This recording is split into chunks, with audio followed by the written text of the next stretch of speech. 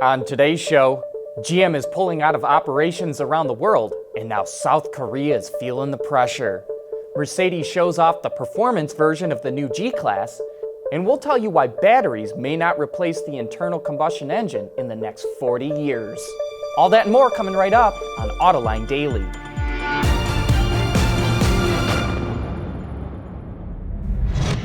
This is Autoline Daily, the show dedicated to enthusiasts of the automotive industry. General Motors is retrenching worldwide from money-losing operations, and so far it's sold off its operations in Europe, stopped manufacturing cars in Australia, Russia, Indonesia, Thailand, and South Africa, and stopped selling cars in India. Now South Korea is in its crosshairs. Reuters reports it lost $1.8 billion there over the last 3 years. And GM will close one of its 4 assembly plants in South Korea and wants major cost reductions at the other facilities.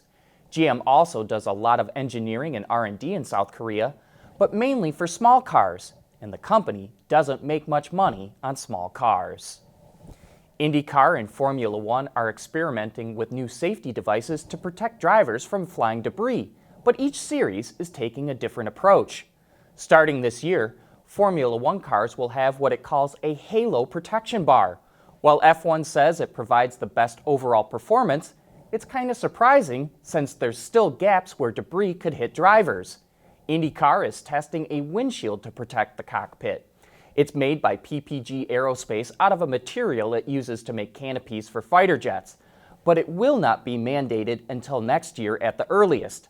But then there's the matter of aesthetics. We think the halo bar looks kind of dorky. What do you think? Halo or windshield? We'll be back with more right after this. Autoline Daily is brought to you by Bridgestone Tires, your journey, our passion. Dow Automotive Systems, advanced materials that deliver better results. And by Lear, a global leader in automotive seating and electrical systems. Mercedes will unveil the performance AMG model of the G-Class SUV at the Geneva show. Styling touches include an AMG-specific grille, flared wheel arches, side exhaust pipes, and 21 or 22-inch wheels. Under the hood is a new 4-liter twin-turbo V8 that makes over 580 horsepower. It gets mated to a 9-speed transmission with AMG-specific drive modes, as well as the newly developed AMG ride control suspension. Mercedes-Benz also slightly refreshed the Maybach S-Class with a new grille, 2-tone paint job, and unique interior combinations. And Toyota teased this picture of a modern racing concept and said it's, quote, bringing its most iconic sports car back to the market. Can anyone say Supra? Well, all week long we've been showing you the latest that Monroe & Associates found in its benchmarking study on Tesla's Model 3. And here's the latest.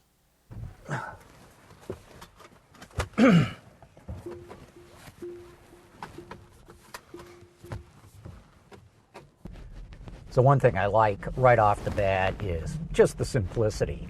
I mean, it's very stark, but I like the way that they've done it. Yeah, I like the clean look.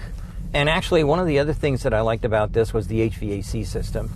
I think is brilliant. This little, basically a little line that blows the air in the right direction. The only thing I don't like is it takes quite a few clicks to get to where it gets to, and so consequently that kind of takes away a little bit. And I'm not a big fan of the glass being right here. In a cockpit, when we design an airplane or something, you know, the glass is central to the pilot. He needs to see that stuff and not look sideways.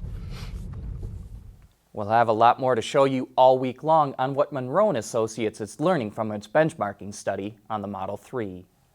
What did Don Runkle mean when he said the Chevrolet Bolt EV has a $12,000 gas tank? Well, that's coming up next.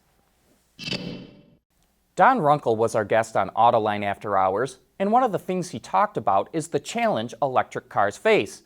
Keep in mind that Runkle was a key player in bringing the GM EV1 electric car to the market and was the chairman of the U.S. Automotive Battery Consortium to develop EV batteries.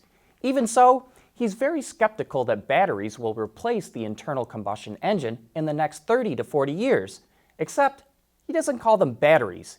He calls them the gas tank.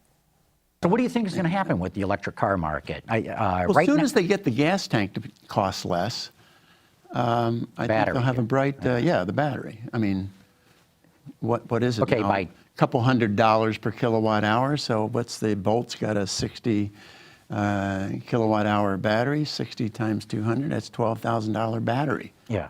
Or $12,000 gas tank. Gas tanks usually cost around $100 or so, and they don't wear out.